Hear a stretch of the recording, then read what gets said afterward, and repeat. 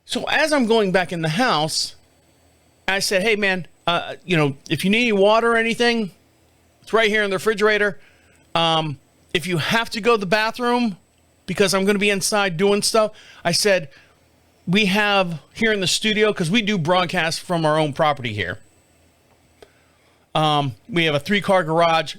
Above the car garage is a finished apartment type studio. So that's where I broadcast from.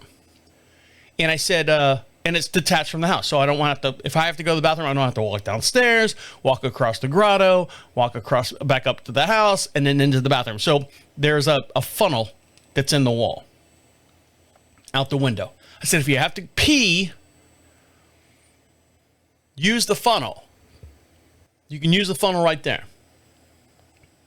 He goes, oh, I save my own pee. What? What? You save your own pee? He's like, yeah. I go, what do you mean? What do you mean you save your own pee? He goes, it's good for the garden. Now he's got a little 2 acres. He tells me about his gardening and stuff, him and his wife, and I guess maybe her kids or something. I don't know what the relationship and the family base is over there. But they have 2 acres and they grow stuff, and he calls it chaos gardening. And he just plants plants all over the place and just watches them grow. And then if they fight each other, I don't know. It's chaos gardening. He goes, yeah, I use urine to water the soil. I got to fix this camera. It's going to drive me insane. There we go. To fertilize my plants. Now, I know urine itself is good for tomato plants. I know that. You're like going, ooh, gross. No, try it. It produces more blooms. Whatever that's in your urine produces more blooms. So I said, okay, first of all, dude, I don't know if he's got Asperger's or something like that. I said, I don't need to know that you save your urine. How about, hey, there's the funnel. You can use it if you want. Oh, thank you very much. I appreciate the offer. But there's something about him that doesn't click. Like I said, like Asperger's or something like that. Second of all, I said, hey, there's water in the refrigerator if you need some. I know you normally bring some with you. He's like, okay, thank you very much. He goes, if you don't mind, before I leave, can I grab one of your beers out of the refrigerator? I said, what? And I already had a couple beers in me, and I'm like going, well, all right, these are kind of mine. I don't want to lay claim on stuff. These are my beers. I know we're out in the middle of nowhere, like a convenience store. Like if you got a problem, you need to have a beer, like a road soda on the way home. It'll take you a while to get there. If you want a beer before you leave, I guess.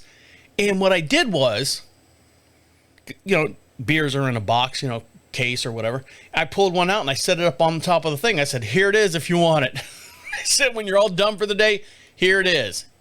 He goes, oh, I don't want to take your last beer. I said, you're not taking my last beer. I got another case right here, and I got, I'm a self-contained unit. So I put the beer right there next to the bottle of water. It's in the refrigerator still, but it's in the door. And I'm like, you want me to make you a fucking sandwich too or something? I got pickles in there. You want some of that? My wife's got a bottle of wine. You want to have some charcuterie or something? I just had a problem with not the nerve, but the cluelessness of, you don't ask a guy, guys on guys, hey, can I have one of your beers? Only if you had your own and they're gone. I can understand that. Hey, you're at a party and stuff. You're out on the boat. You're out on the golf course. Hey, man, I brought a 6-pack. I didn't know I'd have, 6 in mine. You brought a 12-pack. Can I have one of your beers? Sure, no problem. Yeah, here you go. We'll make it up later at the 9th hole or when we dock or anything like that. When you show up with nothing, and then you go at the end of the day, hey, can I have one of your beers? I'm hot out. It's a long day. I know I didn't get here till like 8:30 or whatever, or 11:30 or whatever. And I was like going, all right. we going to make a habit of this? Are we going to do something? Because I'm planning on using him because he's new, and I'm trying to, buy local, trying to do this, and trying to help the community out and do all this other stuff. And I got more windows I'm going to, eventually buy and use him to put them in because he does a really good job for the price he does. Am I going to have to feed him a beer every time? I don't know. It was just weird. I need your help on that. When we come back.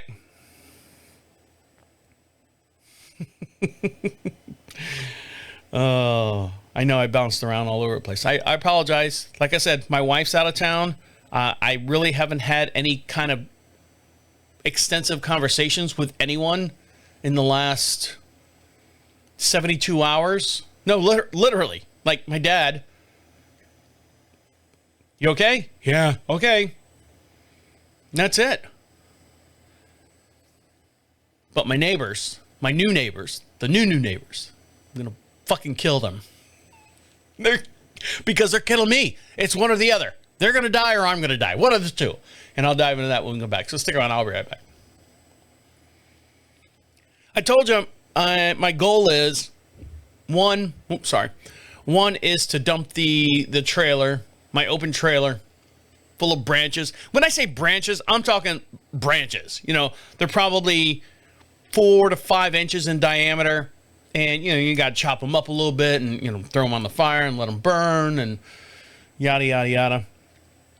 And so I can have my trailer back because I need that trailer to, like, my side-by-side needs to have its oil changed and maintenance and stuff. So I got to put that on the trailer. So I need to get that open so I can take it in and have it serviced. My lawnmower needs to be serviced. We live so far out. I asked a local guy or one of those, what do they call it? The people that show up. People that show up. No, mobile. That's what there's a word I was looking for. Mobile guys. And like to change the oil on the side-by-side and do maintenance on it was like, almost like $600. I'm like, what? He goes, well, you're out there, man. You're far. He's like, I don't even come out that side. I'm like, but your thing is on our Facebook group in the area. Yeah, but I live way over in, Waxhaw, and you're out in friggin' Marshville. I don't travel that far. Then don't post your shit on a website like What's Up Marshville saying that you'll change oils and stuff. Dummy. So I got to take it to someone. And I take it to a local guy. And I say a local guy, he's probably about 20 miles away, but I'll take it to him and not pay $600. But I need that trailer back. So I have to get all the wood and everything off the trailer. The second thing I said, my goal was to lose 10 pounds. Pound a day. Pound of flesh a day. So I buy, when I go to the grocery store, I buy it's not the Saunders chicken. That's the local brand around here. Saunders, Saunder. It's whatever Walmart has. And I don't care. A flat of 5 huge chicken breasts. It's like, I think $1.99 a pound. So I can get a bunch of them for under $10 or something like that. My wife likes the name brand chicken. I said, why? She's like, that other stuff tastes rubbery. I said, it's chicken is chicken. She's like, no. She's like, the name brand stuff, which like 3 breasts is like $13. It's crazy outrageous price for as much as we eat. And remember I said we were getting that Home Chef delivery to us? And it has real chicken in it, like vacuum sealed, farm fed, grass injected chicken or whatever it says on the package. And we'd make it, and that would be our meal for a couple days or so when we were doing that. She's like, you didn't taste a difference between that chicken and the stuff, the rubber things that you buy? I said, no. She's like, I can tell the difference. I said, well, I'm making a meal, a casserole. Chicken thigh lasagna is what I made. She's like, you get whatever chicken you want. I'm not going to be home. You get whatever you want. I said, okay. But she said it tastes rubbery. Now, I can't tell because I take a chicken breast, the cheap one that I get. I cut cut it in half. It's boneless, skinless. And then my mom has a thing about the size of a beer can that separates, and it's got like 1,000 needles on it. And you punch to tenderize it. And then I bag them up, freeze them up, and then I pull a couple out for dinner, throw them in the air fryer, and boom, Bob's your uncle. So I can't tell, rubbery or not, it's been tenderized with this meat needle thing that my mom had when she passed away. I got all her stuff. She's like, "Oh no, it's garbage. I don't like your chicken." I said, "Fine, you don't have to eat it."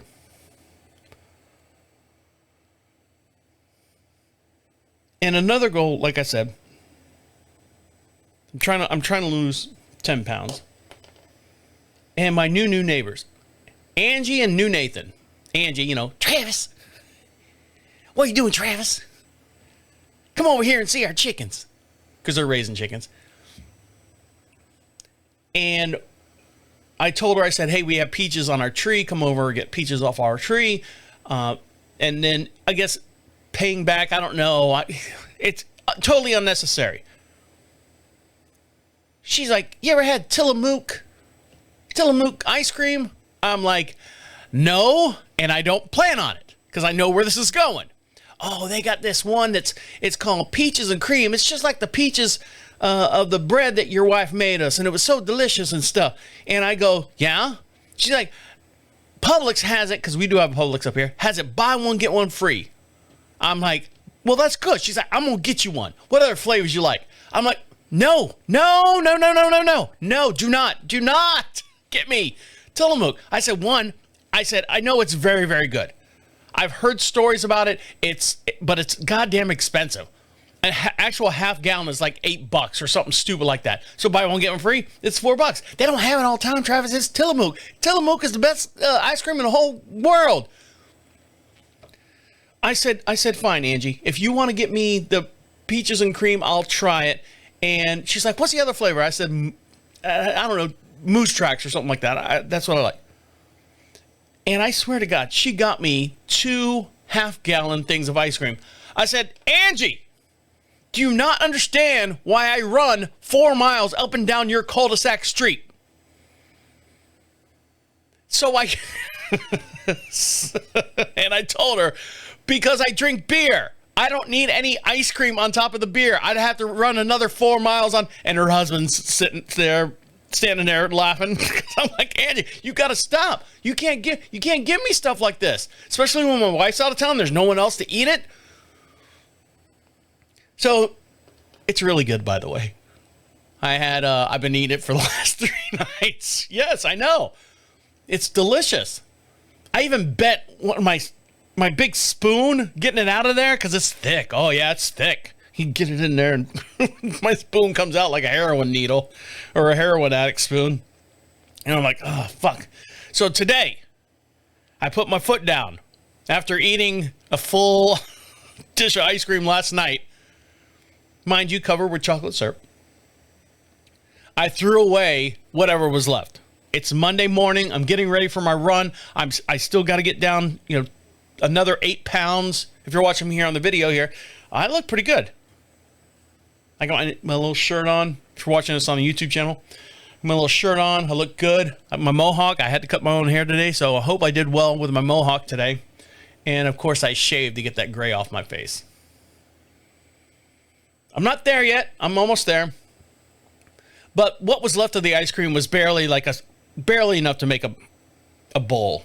And I said I can't. I got to throw it away. If I eat this tonight, tomorrow it's like an addict. Tomorrow I'll go out and buy more. I'll buy more. Where we at on time? Oh, we got plenty of time. I have learned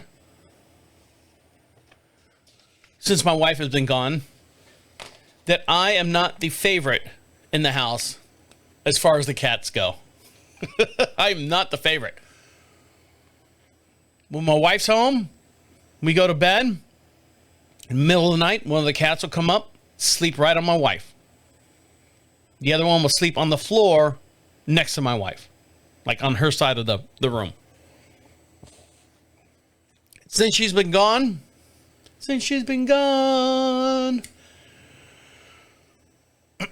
cats don't even come in the room when I'm in there or going to bed. And I try to fool them. I take her side of the bed and like I take her pillows because she's got like a body pillow, and I kind of fluff her comforter around the body pillows and stuff to make it look like she's in the bed, you know, and make it look like a body on that side of the bed. No, nothing. They know when she's not there.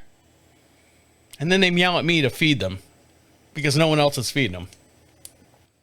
I apologize. Excuse me. I apologize if I'm rambling and bouncing around different ideas and different stories and stuff. I am.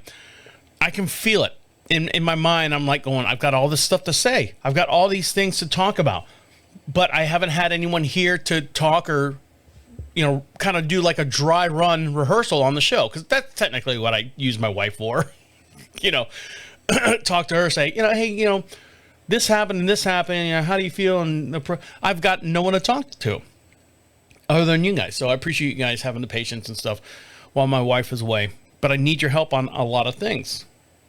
I need your input. Where do I want to go now?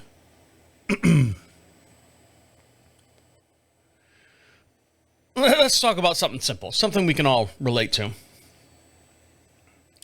Before my wife left, I saw a thing on our Facebook page, you know, the general news feed or whatever.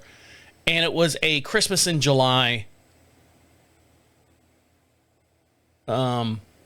festivities or something at a, you know, we have an ag center. That's our Bob Carr. That's our arena. That's our, where everyone collects together and has, you know, conventions and conferences and stuff. We have an ag center.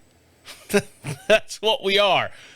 And the ag center, it's not very big. It's probably, I don't know, maybe 20,000 square feet, and they kind of divide the rooms up and all that. But they said, hey, it's July, and it's Christmas in July. And all the vendors, you know, for Christmas, and we're going to have karaoke, carolers singing up on stage. We've got Johnny Schmoothie Magic Guy, something, singing on stage. He'll be there from 3 to 5. And, you know, we have someone coming up on stage from 11 to 3, and they're going to sing Christmas carols, and we have such and such band and all this stuff, and come out and see all the vendors and get all your stuff for Christmas and blah, blah, blah. We'll see you there. And that's like the reel or whatever on Facebook, right? So I go, oh, that'd be kind of cool, right? The weekend before my wife leaves, let's walk around this place. Let's schmooze with the local community. And she's like, yeah, that'll be fun. So we get in there. It's free to get in. They got like food trucks out there, maybe like 3 or 4 food trucks. And we walk in, and right away, like the first row, are you a homeowner? Are you a homeowner? Are you a homeowner? Hey, are you a homeowner? Hey, do you own your own house? Hey, do you have this? Hey, do you have gutters? Hey, do you have a window? Hey, do you have a roof? Hey, do you have walls on your house? Hey, guess what we can do? And I'm like going every single time. Nope. Are you a homeowner? Nope. Do you have walls on your house? Nope. Do you have windows? Nope. Do you have a floor in your house? Nope. We float. We don't. And I'm like going, oh, fuck, it's one of these type fucking shows. And then once you get past that gauntlet of all the home, you know, the Anderson windows and leaf guard and roof repair and all this other crap and bullshit, you're just exhausted. And you go in there and you're like going, all right, what are we looking at here? And then they've got all their little 10 by 10 booths, and everyone, quote unquote, handmade stuff. And I'm looking at all this handmade stuff. Have I been out of touch for so long that the handmade stuff all looks like it was bought like through Alibaba? I don't know if you know what Alibaba is. You can basically put in, hey, I need this. I would like to have this and this and this and this. And they'll make it for you. And they say, okay, if you buy, you know, a ton of this or 1,000 units of this or 15,000 of this, we can cut you a deal and you can do all this stuff. Every other booth, there was a pattern. So it was, which I understand, 3D printing is the new thing, okay? Everyone has a 3D printer. Everyone thinks they're going to be a millionaire. Hey, look what I can do. And you can go online, buy the schematics for whatever 3D printer, put it in your 3D printer, and it spits out all these kids' toys. It's always some kind of dragon, you know, with multiple chain links on it. and all these different quote unquote, it's not Deadpool, it's Deadpole. And, there's something missing that's doesn't, they don't get in trouble for printing this out. And it's all this crap. It's garbage. So it's 3D printed, and then it's, what's the next thing? Oh, it's all the tchotchkes and shit that's on the wall. The live, laugh, pray, and love, laugh, love, and, hate, don't stay, and gays are pray, and I don't know, all this other bullshit signage that you put on your stuff, all the tchotchke stuff that you're like going, that explains my life completely. Don't mess in the kitchen if you can't cook up the meal or something. Just stupid stuff like that. And it's all handmade. Bullshit. It's not handmade. It's all, everything's printed out. Everything's done on, it's not handmade. You want to show me handmade? I want to see the lady in the back stitching the things. The wreaths. Jesus Christ, North Carolina. Can we get away from every other third or fourth row had some grandma making holiday wreaths or sports wreaths? Is it that big of a deal where you have to have a wreath on your door? When I say wreath, I'm talking wreath with a TH. Sorry. I'm from Florida. We call them wreaths. And it's the Charlotte Hornet, and it's the Charlotte Hornet colors, and it's got like flowers and shit in it, and center it says Charlotte Hornets. And I go, I'm pretty sure if they saw you do that, you'd get sued or a cease and desist or something like that. You need to have some kind of signage off on that, because if I put that on my door and he comes by, the main buzz guy from the Charlotte Hornets, where'd you get that? Grandma Ethel down there, and they go over there and beat Grandma Ethel up for the royalty checks and stuff. And they're garbage. Everything is either garbage or 3D printed or bought, like Temu stuff. What's the fucking, Jesus Christ, can you tell I'm hot about this? Oh, this topic, I had a conversation with my wife about it. What's the Croc things that you stick in your Crocs? Is that a thing now still, Crocs? Do you know where Crocs came from? The first time they ever showed up? The movie Idiocracy. The movie Idiocracy. I watched it back again because everyone was talking about it here recently. Like, the world is turning into Idiocracy. And I was like going, I don't remember that going on. So I watched it and I was like going, it's all right. The costume designer for Idiocracy needed futuristic looking shoes. And there was a new company that was coming out.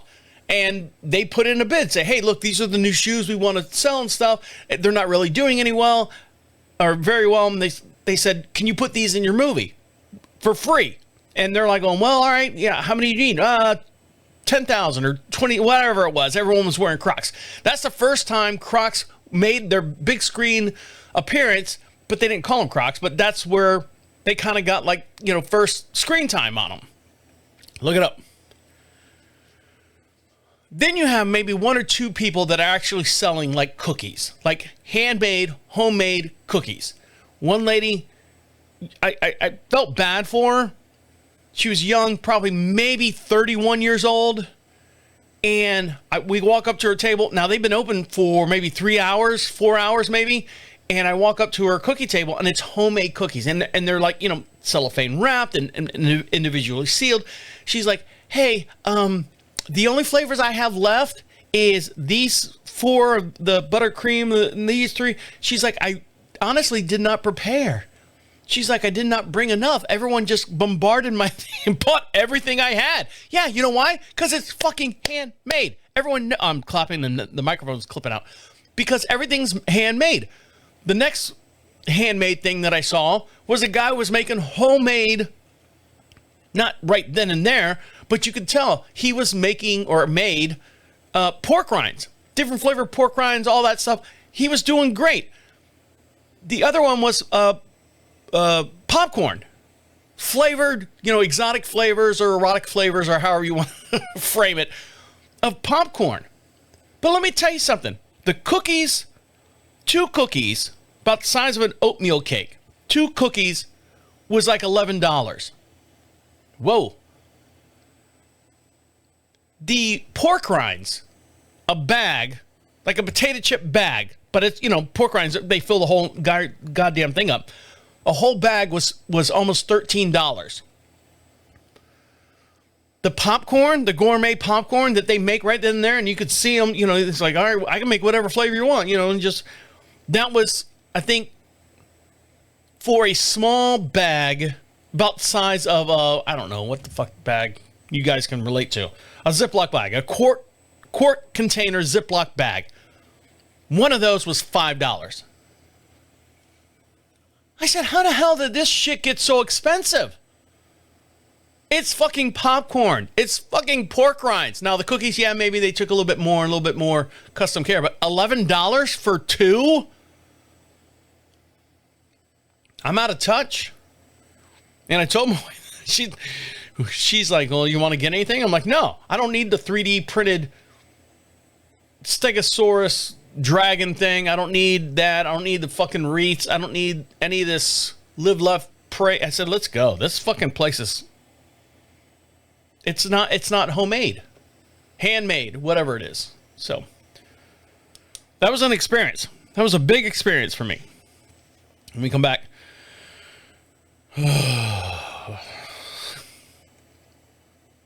My brain restarts every morning. It does. Every morning. It's like Groundhog Day. Not Groundhog Day, Memento. Every morning I wake up and I'm like, I'll dive into that when we come back. So stick around. I'll be right back.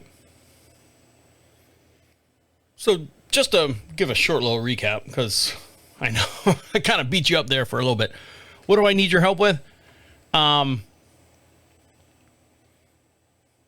Did I do the right thing, or should I said something to the contractor guy? Also, do you think the chicken's rubber chicken? Unless you get name brand. But with name brand, aren't you worried about, you know, more hormones and stuff in the name brand chicken than the local chicken or whatever that Walmart gets? I don't know. People hate Walmart and they say a bunch of other stuff. I have another issue that I'm having a hard time, not really a hard time, but mentally I'm trying to dissect it. And in today's day and age, I'm just having a hard time dissecting it. There's a quote or a skit from the Kids in the Hall. I've looked for it several times. If you find it, please send it to me. Essentially, Michael McKean, I think that's his name. Michael McKenney, maybe. He's in a bar and he talks about the girls know who the girls are, the guys know who the guys are, the girls know who the girls are, and the guys know who the girls are. And because he's talking about homosexuality and you know, all that stuff. And I found out that a person that I knew is now a grandmother. But the scenario, the whole situation, it gets really weird. And I need you to help me dissect this in today's age. I'm 53 years old. Like I said about the skit, the boys know who the boys are. The girls know who the girls are. The guys know, or the boys know who the girls are, and the girls know who the guys are. That's where I need your help the most. I have been enjoying for the last couple nights, maybe, a late night margarita. Now, when I say late night margarita, it's not the one, it's not a true margarita. It's not the mixed, the sweet and sour, the sour, whatever it's called. That's how much I drink them. And the tequila and all that stuff, it's the wine base that you buy at Walmart. I like it. Put a couple, fill that thing up with ice, pour that in there, put a little straw. I'll sip that while I'm cooking my meal. I've actually gone here recently to cooking out on our grill. My wife bought me many years ago a nice big, I think it's a Spirit 3-burner with a sear on it, Weber grill. And I'm like, we don't use this enough. I mean, it's beautiful out at night. The sun's setting late enough to where we can go out there. So I've been cooking, a couple chicken breasts out on the grill, rubber and all. It's just, so I've been enjoying myself out there and having that last little, not nightcap, but just something that's not beer, something that's not water. Fuck water. I drink enough of that during the day. But I it's a small little cup, little 12-ounce cup, and got a straw in it, a little sippy cup, and I've been enjoying that. I've been enjoying cooking out on the grill. It doesn't take long to do chicken. What is it? 5-6 minutes. The most of the part is heating the grill up. It's not ready yet. Grab another beer while you're there. Chicken ready? No, I haven't put it on yet. But at night, when I'm all done, everything's said and done, whether my wife's home or she's on her way home, I'll take all my pills at night, and I'll take 2 melatonin, and I'll sit there and either watch TV, watch like a episode or two or something real short, little sitcom or something. Then she comes home, we talk and chit chat. How was your day? How'd things go? Hey, this is what happened here on the property. Kind of catch up a little bit, back and forth. And she's like, all right, well, I'm going to go in the kitchen and make my meal. And by this time, it's like 8:30, 8:45. I'm like, all right, well, I'm going to watch a couple tiki-talkies and then wrap it up and go to bed. When I go to bed and wake up in the morning, it's like my whole brain just reset. And I'm like going, what the? And my day starts over. Now, I'm completely coherent during the whole entire time I'm talking to my wife. Oh, really? That happened? Hey, and she will say, don't forget, to do this tomorrow. I'm like, yeah, no problem. We can do this. And I'll say, hey, did I tell you that, such and such called me today? And she's like, oh, yeah, really? And I tell her what happened and so on. And then take all my pills, my medication and stuff, lay in bed, wake up the next morning. She gets up, we get up, and we're making coffee. And I said, hey, did I tell you, such and such called me? She's like, yeah, you told me last night. I go, did I? She's like, yeah, you said that he said he was going to do this and all this stuff. And, he wanted an extra beer out of the refrigerator or something. I go, I told you all that?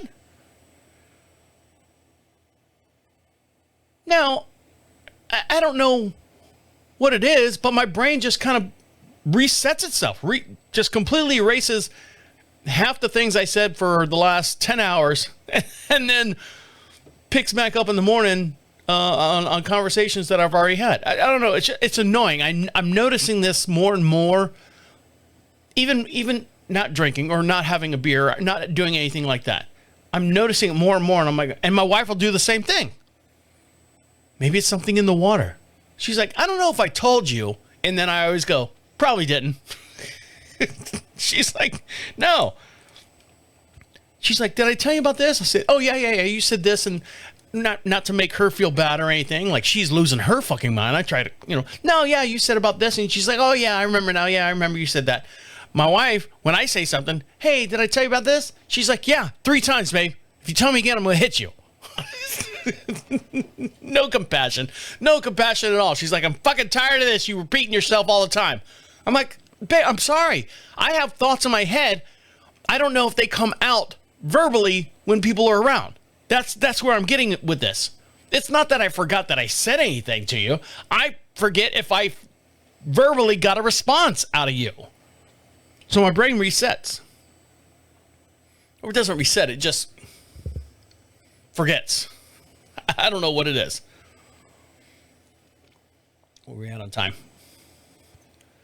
I'll talk about this little thing here, and then I'll get into the big story, what I need your help with. Just to, not help, I need someone to understand. I need to understand that I don't understand what's going on. But before I get there, so my wife's out of town with all the other horse girls. And the husbands, this is pissing me off, sorry. This camera's not focusing, so give me one sec. It's because I keep moving the microphone in the way. I'm sorry. Is it this one?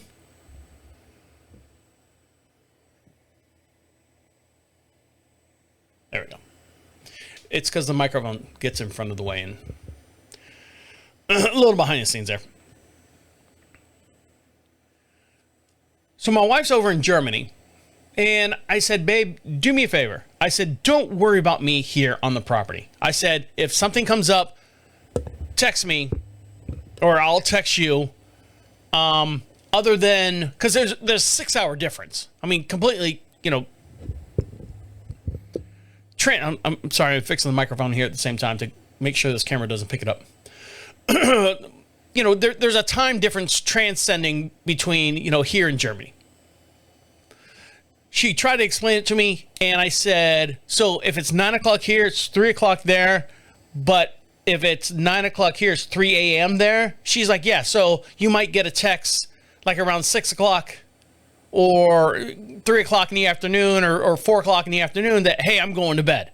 Just so you understand that. And before she left, I was like going, oh, wow, that's, she's sleeping and I still have half a day left, type deal.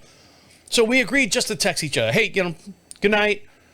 Take a picture and stuff. That was day one. We've been video calling each other for 15 minutes every day so far.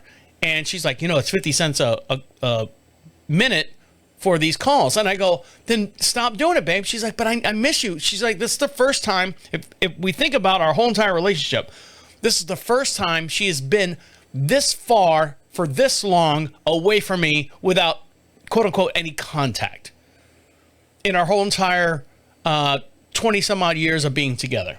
This is the first time. So when people say that, they think in the back of their mind, they're like going, wow, that's, we've really been together for technically every day, outside of work things, a day, two or 3 days here, so on and so forth. This is the first time, the longest time that we've been apart like this.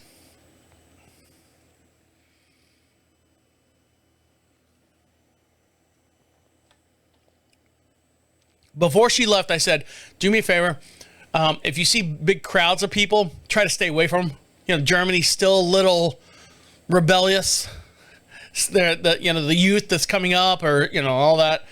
I said, just be careful of what happened. There was a whole van running over people and, and all that stuff. I said, just be careful. She's like, oh, well, we nowhere near all that stuff. So we were talking the other night and she's like going, hey, did such and such husband text you?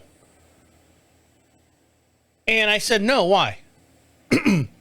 Now, before they left, she said, I just want you to know that all the husbands of all the girls that are going on this trip might get together and do like something together. And I'm like, okay, that's fine with me. I know most of the husbands, just being the handbag of my wife, all the girls get together, all the husbands kind of sit in the corner and go, hey, how you doing? All right, man, how you doing? How's business? Business is good, that type of stuff. Chit-chat. We're not lifelong friends. We're not high school buddies. We're not college grad, companions.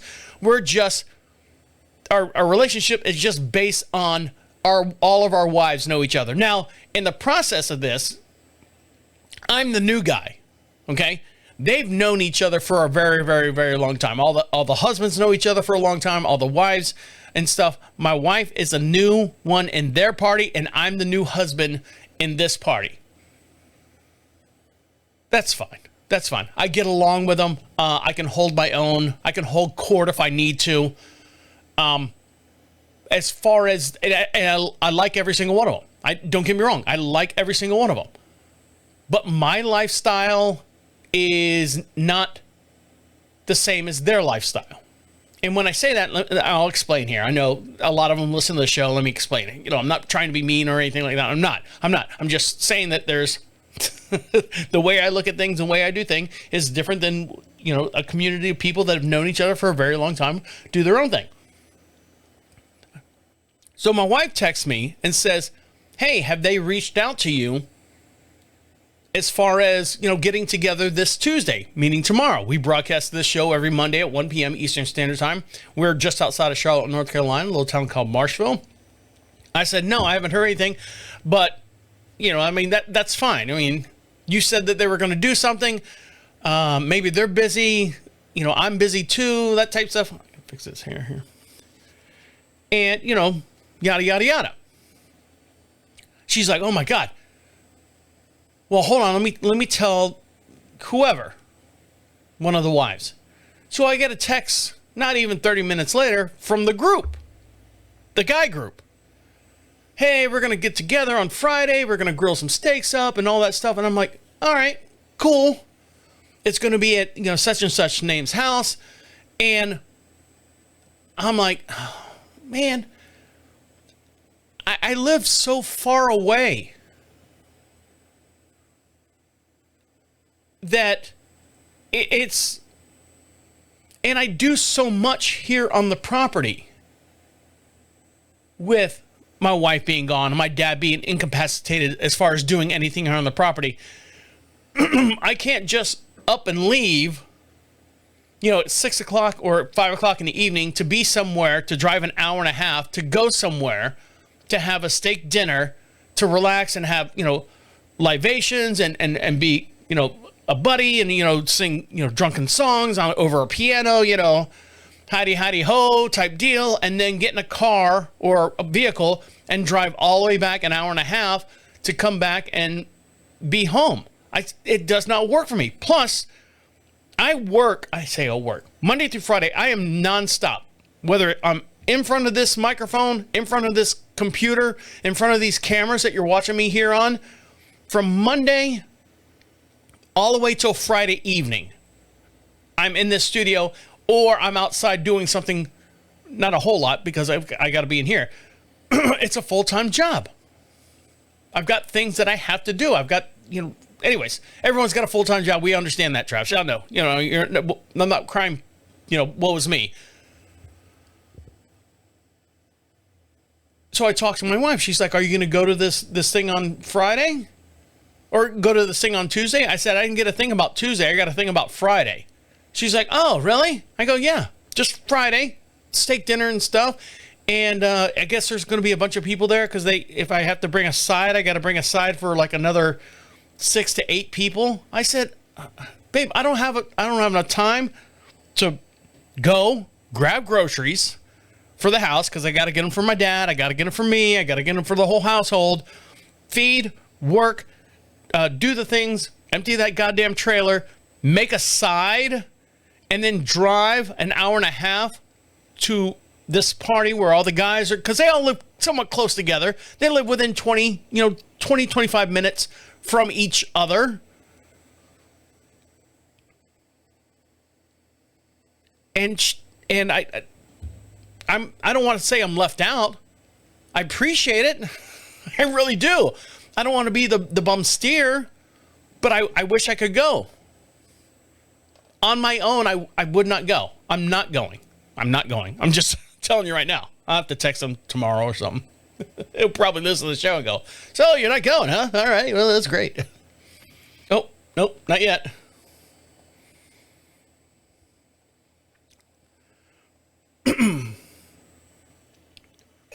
I said, logistically, babe, I can't do it. She's like, oh, that's fine. I just want you to know that they're reaching out to you and they want you to be part of the crew and part of the group and stuff. I said, I understand that. I'll do that at horse shows. I'll do that when they have get-together parties and it's me and you. As far as me being a solo person with them, not a big deal.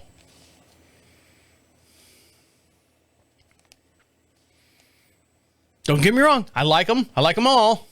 They're all great guys. It's just, it's not my thing. And the reason why I say that is because when my wife and I, and this isn't the first time it's happened, when my wife and I first started dating, I was working at a radio station, or I just came out of working for a radio station. My contract got canceled, fired, whatever, ran out, whatever.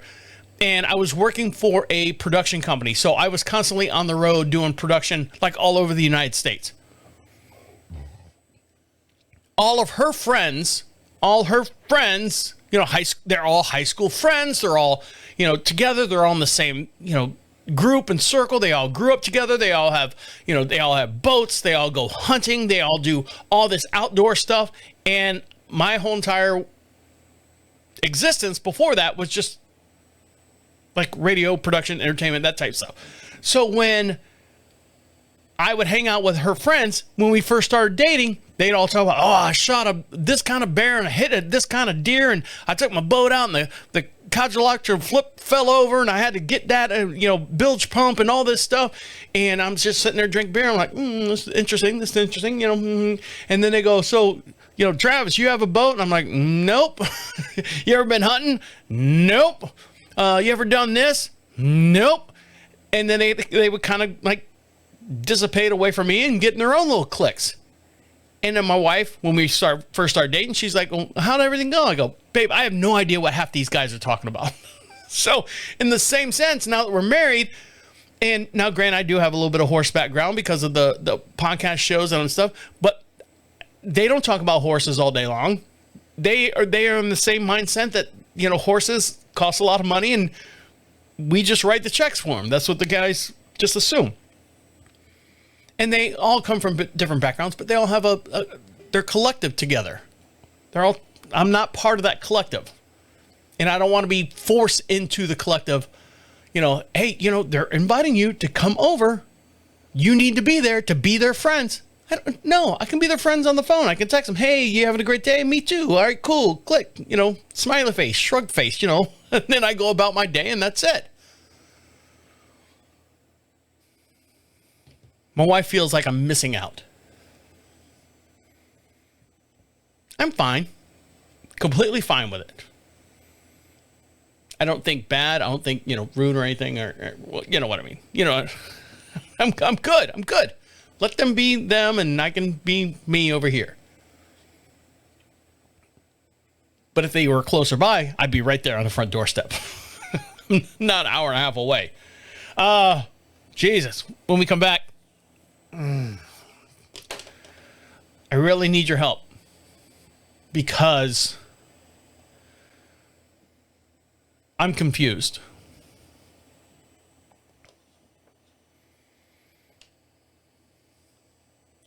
So, and it has to deal with transgenders and people having babies. And this is real, true life story coming up that I'm not dealing with. I just when you think you know someone, you don't. So anyways, stick around. I'll be right back.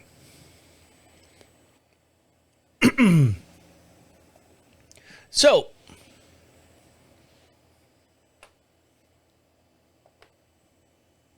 help me understand this. Many, many years ago,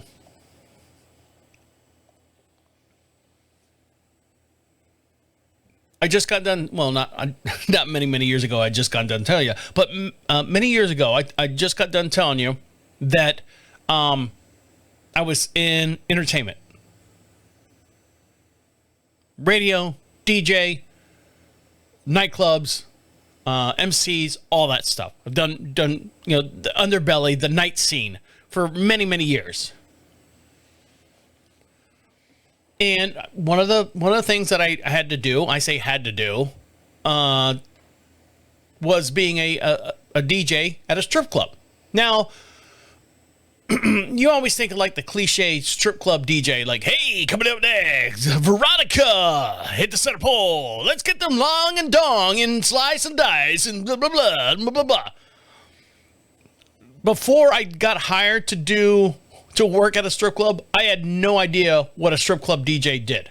I started in Miami and they're like going, hey, they want to hear you talk on the microphone, not just switch the songs. I go, what the fuck am I supposed to say? You have to tell them who's on stage. I'm like, what's your name? Mercedes is on stage. That's what I would say. And then I said, you know what, if you're going to, if you need to make money, you need to make money. You need to find out what you're missing here. And I would sit there and listen to all the other DJs. And I go, God, you guys fucking suck. Can't you just talk to people like talking to people?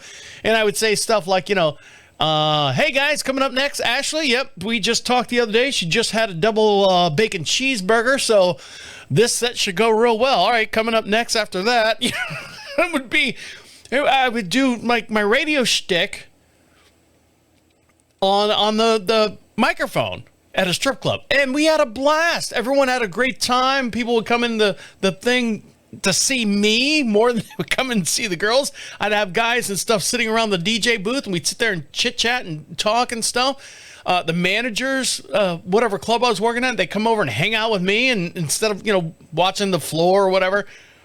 And so it was entertaining. It was fun because it was like doing a live radio show for 7 hours that fed you beer and liquor and all the drugs that you wanted in the world and stuff. Now, I never partaked in the drugs, but it was there. It was available.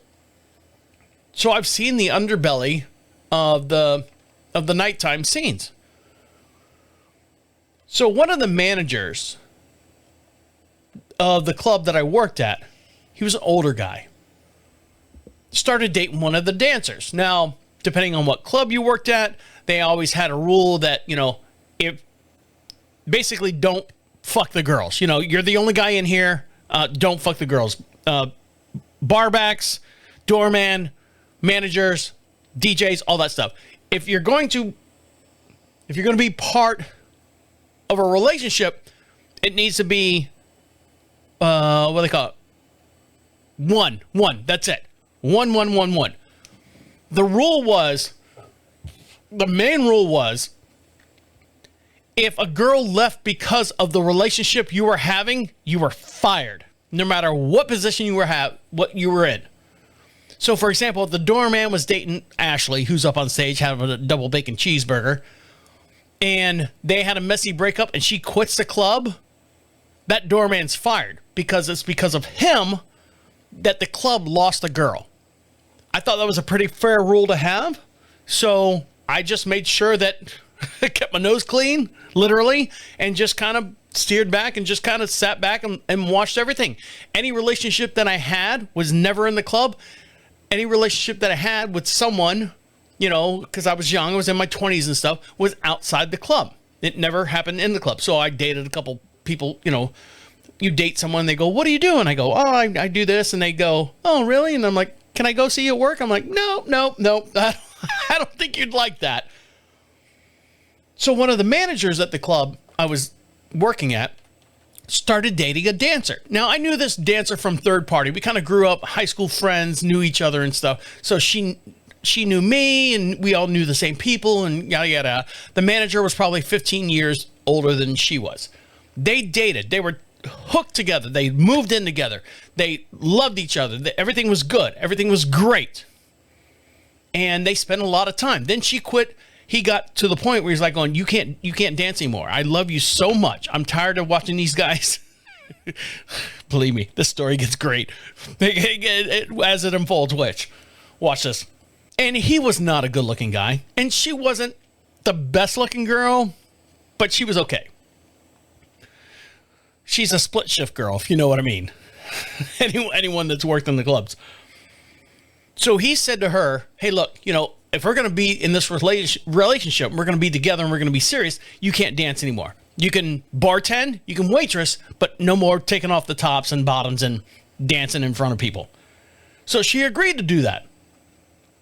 In the process of her doing that, she put on a lot of weight. Now, when I say a lot of weight, she was probably 109 pounds, 5'6", and she went from 5'6", 109 pounds to 160 pounds.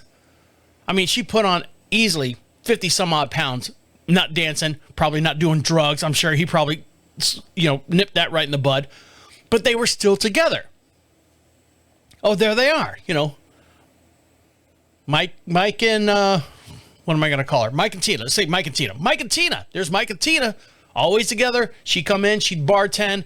Bartenders are a little different than, the strip club and stuff. They get paid hourly, and they're on the payroll.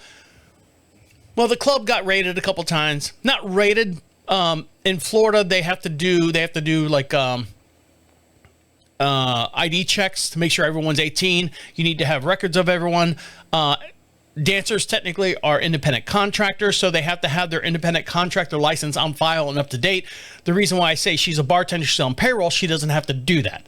The managers don't have to do that. I have to do that. I have to make sure my license and everything, no matter what club I was at in Florida, I had to make sure my license was up to date. So I turned 33 or something like that, and I quit. I'm like going, look, I'm 33 years old. I'm not I'm not working in the dance clubs anymore. I had piercings all over my face and everything. I pulled them all out. As I'm sitting here talking to you on the YouTube channel with a mohawk at 53 years old, you're watching this on the YouTube channel. I said, I don't want to be that guy in the club. So I left. Whew.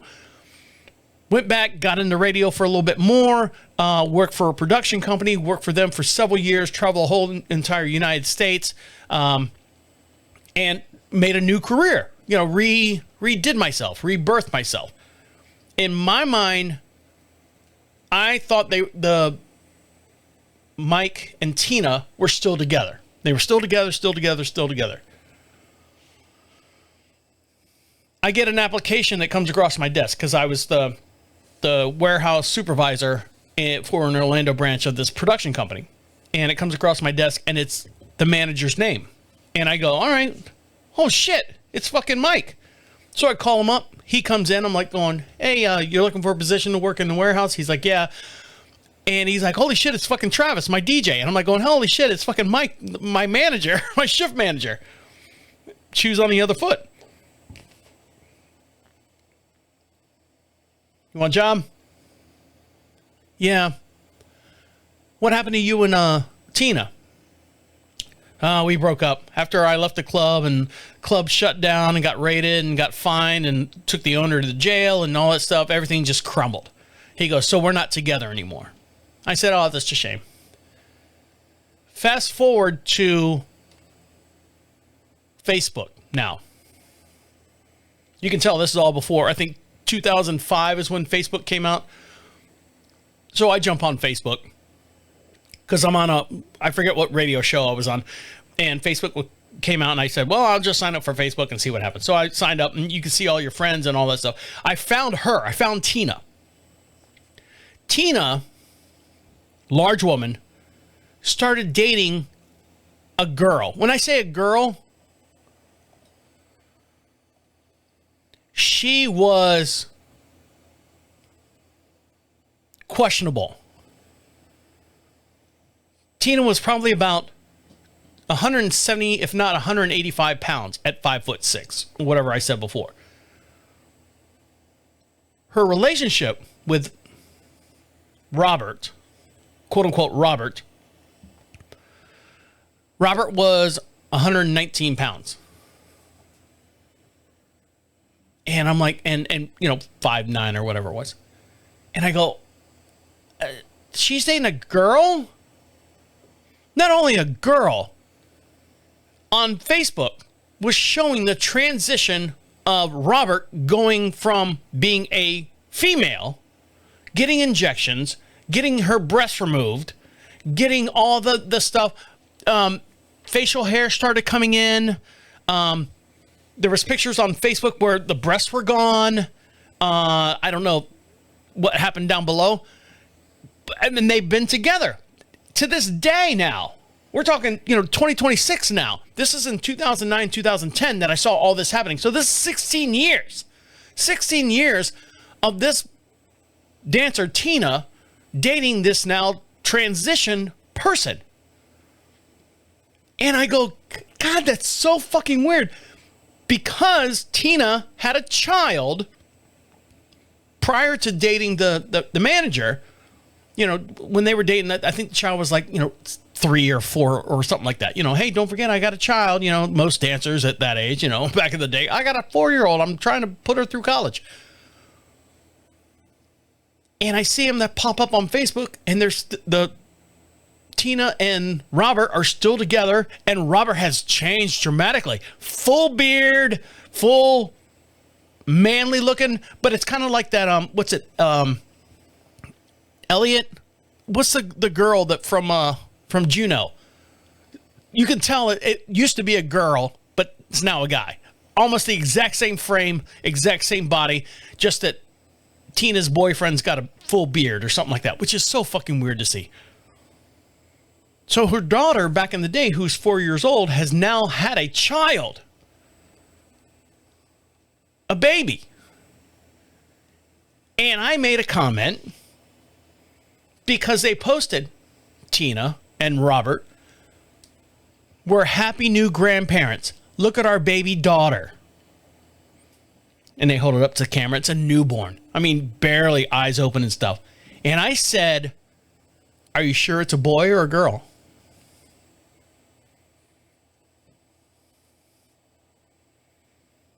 And the flack and the shit that I got from that comment, I don't understand. Because I know that whole entire relationship leading up to that point between her and the manager and the boyfriend or the girlfriend who's now a boyfriend, who they're married, and her daughter, she conceived a child at one point, has now grown up, and now this baby, she has a grandbaby, and says, look, it's a girl. It's a girl. Oh, Lion King style. Oh, it's a girl. And I go, are you sure? Are you sure it's a boy or a girl? Because in my sense, your history record makes you prove different. I'm really surprised that they didn't say, well, I got a lot of flack for whatever I said, but I mean, to say, congratulations, it's a baby. Then go from there. So I don't know. Help me understand that. I don't know if I've messed it up. If you have any questions or anything, you could reach out to me at any time. I would like a steak dinner, though. It's too far to drive. I'm sorry. It's too far to drive. I got too much stuff going on. Being here at the house, the hacienda, and taking care of everything on my own. Plus, my dad's not doing good. But we'll talk about that later. All right, guys. I appreciate you working me. I appreciate you guys listening to me work all this stuff out. I'll talk to you later. Okay. See you. Bye.